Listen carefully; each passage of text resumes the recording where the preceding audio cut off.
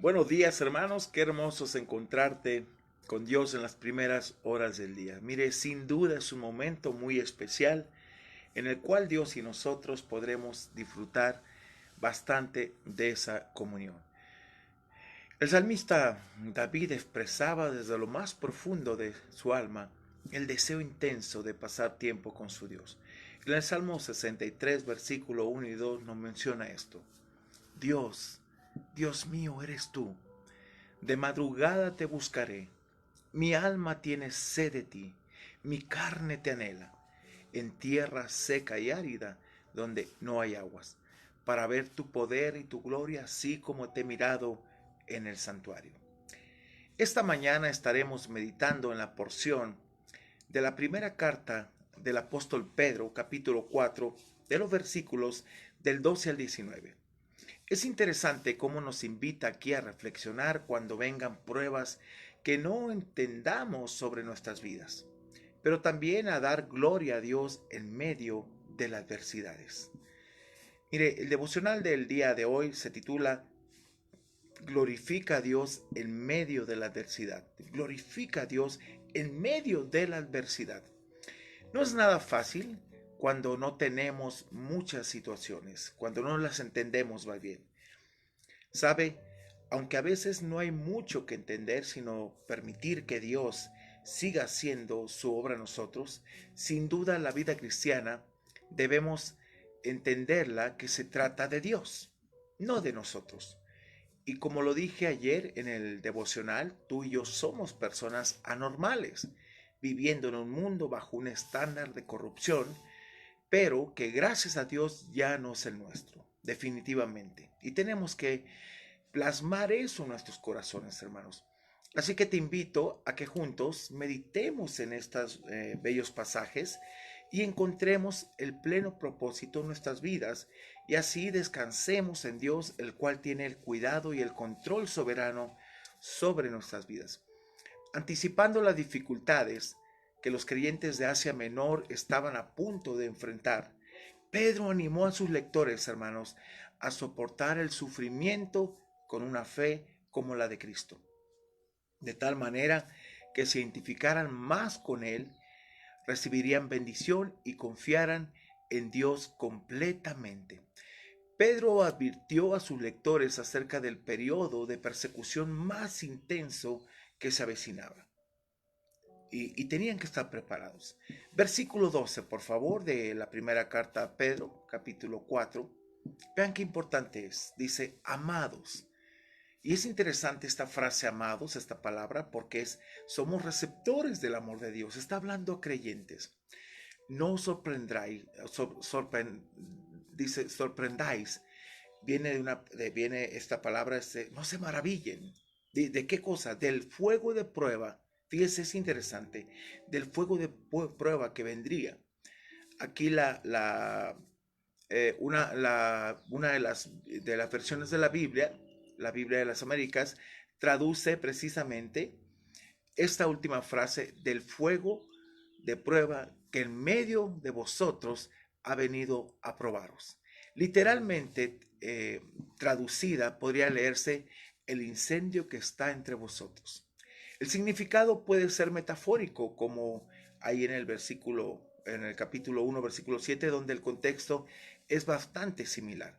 Pero, sin embargo, podría aplicarse perfectamente, hermanos, a la realidad histórica de la persecución que sufrieron los cristianos bajo Nerón.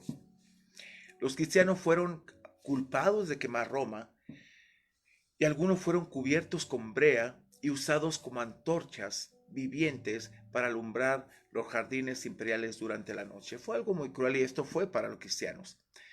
Pedro pudo haber creído que era probable que los oficiales de las provincias siguieran el ejemplo de su emperador y quemaran a los cristianos en Asia Menor, poniéndolos sobre estacas o tal vez usándolos como antorchas, en el caso que él los culpó. Tal persecución no debe tomar a los cristianos por sorpresa, que os ha sobrevenido, dice, como si alguna cosa os aconteciese. No te sorprendas, no te maravilles por el fuego de prueba que vendrá. Los estaba anticipando Pedro a todo eso. Versículo 3, por favor. Versículo 13, por favor. Es interesante esta parte. Mire, no te sorprendas por ese momento de prueba que viene. Porque va a llegar en nuestra vida, definitivamente. Siempre estamos bajo prueba. Pero es interesante cómo el carácter de Cristo se va forjando en nuestras vidas, ¿no? El versículo 13 nos dice, ve al contraste, sino gozaos, por cuanto sois participantes de los padecimientos de Cristo.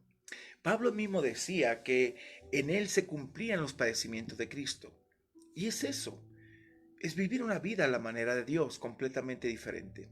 Y aquí Pedro hace algo similar, sino gozaos por cuanto sois participantes de los padecimientos de Cristo. ¿Cuál es el propósito? Mira, aquí mismo lo dice el pasaje, para que también en la revelación de su gloria os gocéis con una gran alegría. Que digas, vale la pena. Esto en nosotros, como decíamos ayer, pone un más peso de gloria, de que en cualquier momento el Señor vendrá por nosotros. Y aún todo lo que suframos, aún todo lo que podamos pasar, Dios siempre estará con nosotros. Mire, sufrir por la causa de Cristo debería causar regocijo, debido a que a través del sufrimiento los cristianos se identifican aún más con el Señor. Compartir los padecimientos de Cristo resulta, en primer lugar, en gozo con Él. Nos tiene que provocar gozo. Sí, mire, precisamente la palabra con alegría se traduce os alegráis, ahí en 1:6. 2, comunión con Él. Tiene que provocarnos precisamente esa comunión con Él, que estamos teniendo ese tiempo con Él, esa relación con Él. La tercera es ser glorificado con Él, transformado por completo. Y el último, reinar con Él. Es interesante. En el Nuevo Testamento es claro al enseñar que aquellos que toman parte del sufrimiento de Cristo, hermanos, también tendrán parte en su gloria cuando llegue la revelación. En este mundo caído vamos a pasar infinidad de cosas, situaciones en las cuales tal vez no comprendamos, pero obviamente Dios está probando nuestro carácter y lo está forjando día con día. Pedro presentó esta verdad como motivo para tener esperanza futura, hermanos, y regocijarse en el presente mientras se soporta la persecución, como vendría sobre ellos. Versículo 14. Mira, es interesante esta parte. Si sois vituperados por el nombre de Cristo, sois dichosos, bienaventurados. Esta palabra me encanta. Cuando habla de las bienaventuranzas, que nos va a tocar en uno de los temas, en uno de los devocionales, habla de la dicha, de ser diferente, de la dicha en verdad de marcar en este mundo una diferencia como cristiano. Mire, ciertamente de parte de ellos, dijo Pedro, si sois vituperados por el nombre de Cristo, sois bienaventurados. Y la razón dice, porque el glorioso Espíritu de Dios reposa sobre vosotros. Dios está controlando nuestras vidas, Dios está forjando nuestras vidas y obviamente es notorio. Entonces la gente, como no es común para ellos el vivir una vida agradable a Dios y no es común para ellos el ver a una vida diferente, pues ¿qué hacen? Dice, ciertamente, de parte de ellos, Él es blasfemado, pero por vosotros es glorificado. Blasfeman el nombre de Dios, nos dicen tantas cosas, pero sabe, Dios se glorifica a través de nuestras vidas, cuando somos atacados, perseguidos. Una vez más, Pedro recuerda las palabras de Jesús, ahí de lo que habla el Sermón del Monte, y en Mateo 5:11, donde dice, bienaventurados sois cuando por mi causa os vituperen y os persigan y digan toda clase de mal contra vosotros mintiendo. Todos hemos pasado por ello. Y créeme que lo menos que podemos hacer es defendernos, y menos, sobre todo más y más, perdón, cuando estos son mentiras, hermanos. Tú tienes que mantenerte en Dios. Ahora dice, si un cristiano era insultado, ¿sí?, por el nombre de Cristo, debería considerarse bienaventurado, dichoso, feliz. Cualquier cosa que sufrimos por causa de Cristo es un privilegio, no un castigo. Es una bendición, hermanos. ¿Por qué? Porque el glorioso Espíritu de Dios se refiere a la presencia del Espíritu Santo que mora en todos aquellos que se identifican con el nombre de Cristo y que por lo tanto sufren persecución. Mire, el apóstol Pablo jamás engañó a nadie, ni engañó a su discípulo amado, a Timoteo. Al contrario, le dice ahí en la segunda carta a Timoteo capítulo 3, versículo 12, debes de saber esto, Timoteo, que todos los que quieran vivir piadosamente en el Señor recibirán persecución, tendrán persecución. Todos aquellos que quieran vivir santamente, marcando una diferencia, van a pasar por esto. Pedro enfatiza que la persecución no era excusa para el libertinaje, escúcheme, jamás, para aprovechar esa situación. En el versículo 15, por favor, vean lo que les dice.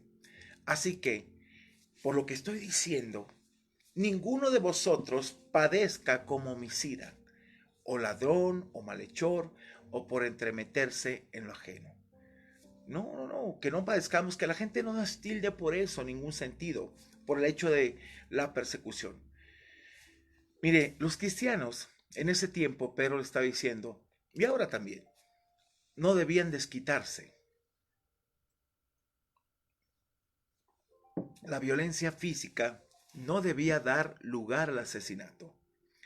La confiscación de sus propiedades no debía compensarse con el robo. Sin importar cuál eran sus aflicciones, los cristianos no debían hacer nada que justificara el ser castigados precisamente como criminales. Ninguno de ellos debía sufrir como homicida, ladrón o malhechor, hermanos, o por entremeterse en lo ajeno, en ese aspecto. Que ninguno te pueda achacar nada. Estás pasando, muchos de ellos iban a sufrir precisamente la pérdida de sus bienes, iban a ser confiscados, iban a pasar situaciones difíciles, pero ninguno de ellos tenía que dar mal testimonio. En momentos de crisis en nuestra vida, jamás debemos de tomar alternativas para poder salir adelante, sino esperar en el tiempo de Dios. Aún el interferir en los asuntos de otras personas está fuera de lugar para los cristianos. Meternos en cosas que no nos corresponden. Por ejemplo, el apóstol Pablo le habla a Timoteo en la primera carta, en el capítulo 5, 13, y le dice acerca de ciertas personas. Y también aprenden a ser ociosas. Fíjense, andando de casa en casa. Y no solamente ociosas, sino también chismosas y entremetidas, hablando lo que no deberían. No hay vergüenza si alguno padece, hermanos, como cristiano y no como criminal. ¿Ok? No nos debemos de avergonzar si estamos pasando por una situación en la cual Dios la está permitiendo para ser glorificado y que de nosotros salga lo mejor. Es como una ilustración que un día una hija se estaba quejando con el papá de lo duro que era la vida y que a veces no soportaba las cosas. Era ella chef y le dijo el papá, ¿sabes qué? Vamos a hacer un experimento, ¿qué te parece? Mira, pon a cocer zanahorias, pon también huevos a hervir y pon también granos de café hasta hervir. Después de un tiempo, le dice el papá, ok, ¿qué consistencia tenía la zanahoria? Bueno, era rígida. La metiste en agua caliente, ¿qué pasó? Perdió su fuerza y como tal quedó blandita. ¿Qué pasó con el huevo? Se hizo más duro en el momento de estar expuesto al fuego. Pero ¿qué pasa con el café? Le dice. Bueno, el café, papá, soltó su aroma, soltó su extracto. Dice, eso es la esencia de la vida cristiana. Que en los momentos más fuertes sueltes el extracto que Dios quiere y que salga de ti lo mejor de tu vida. Versículo 16, por favor. Mire qué interesante, me encanta. Dice, pero si alguno padece como cristiano, no se avergüence, no tenga vergüenza de dar testimonio del nombre de Cristo, sino glorifique a Dios por ello. Qué interesante que en esos momentos tú puedas glorificar a Dios, no avergonzarte, porque todos vamos a padecer por eso. Y darle gloria a Dios en esos momentos tan complicados. Jamás debes de tener un sentido de vergüenza, ni de impotencia, sino un sentido de amor porque Dios está trabajando en medio. Así que dice Pedro que si alguno padece como cristiano, no se avergüence, sino glorifique a Dios por ello. Mire, por el contrario, ese nombre debería precisamente ser una fuente de alabanza a Dios, porque identifica lo que porta con las bendiciones de la salvación. El término cristiano aparece solo 3 veces en la Biblia, aquí y en Hechos 11:26 y en Hechos 26:28. Pudo haber sido usado burlonamente por los incrédulos como un insulto hacia los cristianos, hermanos. Cristo enviaría su Espíritu para fortalecer a quienes son perseguidos por su fe. Eso no significa que todo sufrimiento es consecuencia de una buena conducta cristiana. Algunas veces una persona puede murmurar, me persiguen precisamente porque soy cristiano, cuando es obvio para todos que la conducta impropia de la persona es la causa de su problema. Y debemos de tener cuidado. Puede exigir una cuidadosa consideración o un sabio consejo el determinar la verdadera causa de nuestro sufrimiento. Podemos estar seguros, sin embargo, hermanos, que todas las veces que suframos por causa de nuestra lealtad a Cristo, Él estará con nosotros siempre. Y créame que yo lo he palpado en una forma increíble. El ser humano, cuando sufre cosas injustas, puede tener el deseo de venganza, cosas, pero no vale la pena, de verdad. Es dejar la causa al Señor. Él te defiende y de verdad Él te defiende de una forma, mira, que desbarata todas las artimañas de la gente que quiera hacerte daño. Y créame, descansas en Él. Y debes descansar, ¿por qué? Porque aunque están mintiendo y te puedes molestar, dices, bueno, ¿por qué voy a defender lo que no es? Hay que defender verdaderamente lo que es. No es vergonzoso sufrir por ser cristiano, hermano. Cuando Pedro y Juan fueron perseguidos por predicar las buenas nuevas, se regocijaron porque esa persecución era una marca de la aprobación de Dios para su trabajo. Ahí en Hechos 5:41 nos dice, y ellos salieron de la presencia del concilio gozosos de haber sido tenidos por dignos de padecer afrenta por causa de Cristo. No procure sufrir y no intente evitarlo. En su lugar, manténgase haciendo lo que es correcto sin importar el sufrimiento que pueda traer consigo mismo. Versículo 17, por favor. Fíjense lo que nos dice. Porque es tiempo de que el juicio comience por la casa de Dios. Y si primero comienza por nosotros, vea la pregunta que hace. ¿Cuál será el fin de aquellos que no obedecen al Evangelio de Dios? Si nosotros, por la causa de Cristo, estamos pasando por situaciones difíciles, ¿cuál será el fin de aquellos que la verdad, no obedecen a Dios ni al Evangelio? Ahora, esa referencia no es respecto al juicio final, sino a la disciplina purificadora de Dios. Lo que nos dice Hebreos 12:7, si soportáis la disciplina, Dios os trata como a hijos. La razón dice, porque ¿qué hijo es aquel a quien el Padre no disciplina? Mire, enseguida añadió que Dios permite las persecuciones como juicio disciplinario para purificar la vida de aquellos que están en la casa de Dios, la familia de Dios. Y es una realidad. Parte de la disciplina de Dios es también parte del amor, porque nos ama, nos disciplina y nos lleva por una justa causa en el sentido. Mire, si los creyentes necesitan juicios disciplinarios terrenales, si primero comienza por nosotros, es una condición de primera clase que presupone la realidad de la premisa. Vean la pregunta, ¿cuánto más merecerán el juicio eterno aquellos que no obedecen al Evangelio de Dios. Versículo 18, por favor. Dice aquí el apóstol Pedro: y si el justo con dificultad se salva, porque la salvación tiene que ver con Cristo, tiene que ver con Dios, no con nosotros mismos. Tiene que ver con la obra de Cristo, no con la obra y mérito del hombre, jamás. Viene la pregunta en el versículo: ¿en dónde aparecerá el impío y el pecador? Pedro citó aquí la traducción de la Septuaginta, precisamente, de Proverbios 11:31. Si el justo con dificultad se salva, para enfatizar la demanda disciplinarias de Dios sobre sus hijos. Las vicisitudes, hermanos, de la vida son parte del cuidado constante de Dios.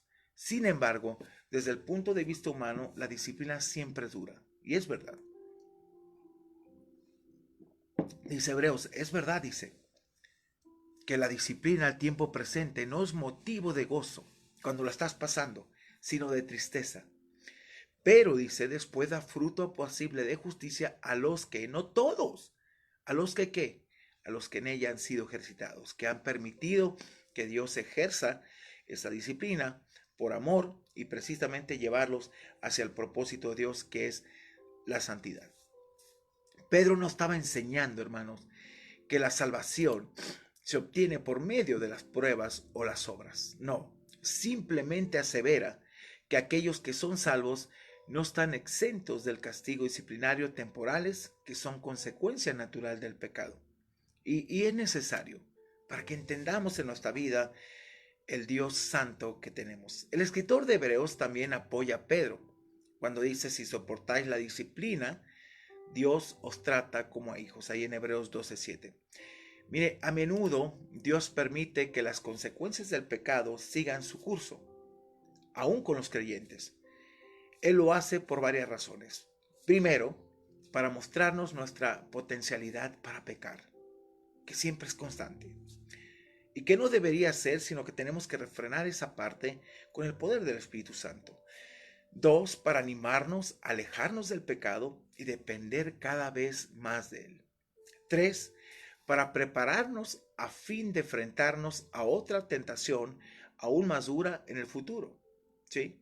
Y cuatro, para ayudarnos a permanecer fieles y seguir dependiendo de él siempre. Una vida del cristiano es una vida dependiente completamente de nuestro Señor. Si los creyentes necesitaban disciplina terrenal, juicio de Dios, cuanto más recibirían los no creyentes.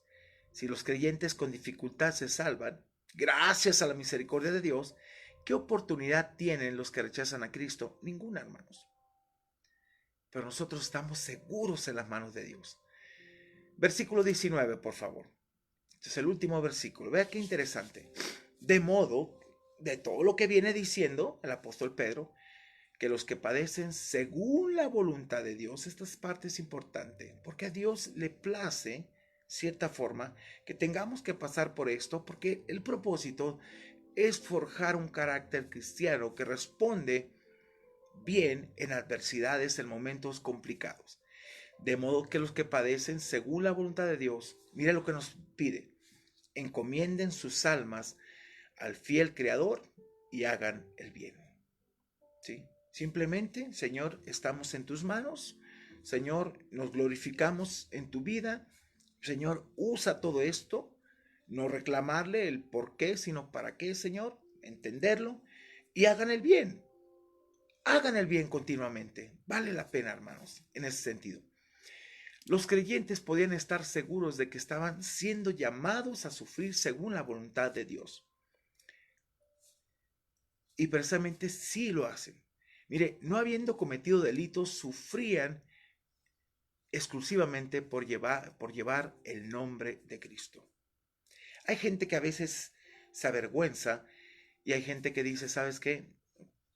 No quiero esto.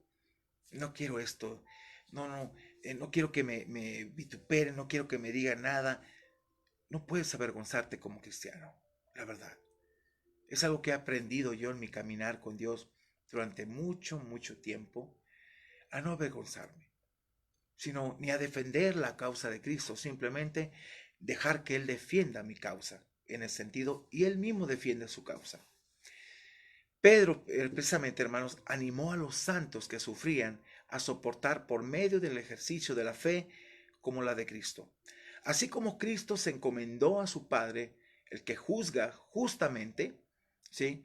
Así los creyentes deben encomendar precisamente, y esa palabra recomendar es un término contable que significa depositar o confiar sus almas al fiel Creador y seguir haciendo el bien. Dios, hermanos, creó el mundo y ha sido fiel al ordenarlo y mantenerlo desde la creación. Como sabemos que Él es fiel, también podemos estar seguros que nuestro Señor cumplirá sus promesas en nosotros. Si Dios puede controlar las fuerzas de la naturaleza, con toda seguridad Él puede vernos mediante las pruebas que afrontamos.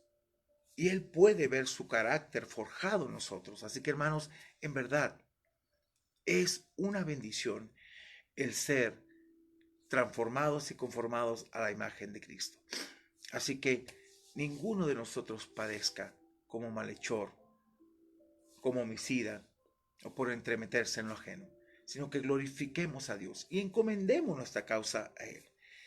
Concluyendo, ¿estás sufriendo injustamente por la causa de Cristo? ¿Qué es la recomendación? Sigue glorificando a Dios en tu vida. La recompensa es grande, mi hermano, es grande, de verdad, es grande.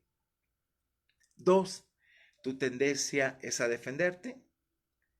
No lo hagas. Dios siempre es y será el justo juez. Él emitirá el juicio perfecto, solo confía y sigue adelante. Y 3, permite que Dios obre en tu vida si padeces, según la voluntad de Dios. Sin duda, todo este tiempo, esto precisamente tiene un gran propósito, ¿sí? Así que te animo. Dios sigue haciendo su obra perfecta en nosotros y te animo a seguir adelante. Vale la pena. ¿Verdad? Mire, después uno comprende que todo esto fue un proceso para llevarte. Yo ahora entiendo, después de tantos años, que Dios me ha llevado por un proceso en el cual Él quiere que sea diferente. No quiere que sea una persona común, ni puedo serlo. Porque como decía ayer, ya soy anormal completamente. Ya no soy conformado al mundo, sino conforme a la voluntad de Dios. Y eso es agradable a sus ojos. Así que Dios te bendiga si estás pasando por un momento difícil. Déjame orar por ti. Déjame pedir al Padre que transforme tu vida. Déjame pedirle a Dios que te permita soportar este tiempo y que es necesario que este tiempo sea forjado el carácter de Cristo. Amén. ¿Qué le parece si oramos y damos gracias a Dios? Padre, gracias por tu palabra, gracias porque eres bueno, gracias porque eres justo y fiel. Padre, humanamente hay situaciones que no entendemos, pero yo sé que el precioso y glorioso Espíritu está en nuestra vida. Gracias por ayudarnos, gracias por transformarnos, gracias por llevarnos a un plano diferente. Señor, se trata de ti. Y yo sé que hay muchas personas sufriendo por causa tuya, situaciones difíciles, pero tú estás defendiendo su causa y aún nos estás levantando con poder. Yo te pido, Padre, que bendiga nuestras vidas, nos ayudes a vivir de acuerdo a tu deseo, tu voluntad. Y Padre, gracias por estos tiempos en los cuales podemos reconocer que tú eres nuestro Dios. Padre, como ese tiempo muchos cristianos estaban padeciendo fuertemente, muchos eran quemados, torturados, pero sin embargo tú recomendabas que no se avergonzaran de llamarse cristianos. Y no nos avergonzamos, Señor. Dijo Pablo, ¿por qué no me avergüenzo del Evangelio? Porque es poder de Dios, no de nosotros, para salvación. Primeramente al judío y después al griego. Y gracias por ese poder infinito que nos ayuda día con día. A ti sea la honra y la gloria, a ti sea la alabanza y todo honor, en el nombre precioso de Cristo Jesús. Amén y amén. Mis hermanos, un placer estar con ustedes. Dios les bendiga grandemente. Bueno, sigan compartiendo este devocional, sigan compartiendo este tiempo precisamente de lo que vamos a ver. Saldrás del tema que va a ser el mes de mayo. Expresamente vienen diferentes temas vienen temas que van a retarte en tu vida cristiana. Gracias a Dios por ello, que Dios te bendiga, te guarde. Sigue adelante en tu vida cristiana, no desmayes, vale la pena de verdad tener el carácter de Cristo. Vale la pena que Dios se fortalezca, que Dios en ti cada día y Dios se transforme precisamente en nuestro interior. Como decía Pablo, mientras este viejo hombre, el exterior se va desgastando, el interior se va renovando día con día. Permítele a Dios hacer eso en tu vida. Dios te bendiga, disfruta tu día y disfruta tu día tomado de la mano del Dios Todopoderoso. Nos vemos el domingo, si Dios nos permite, y sigue adelante. Gracias.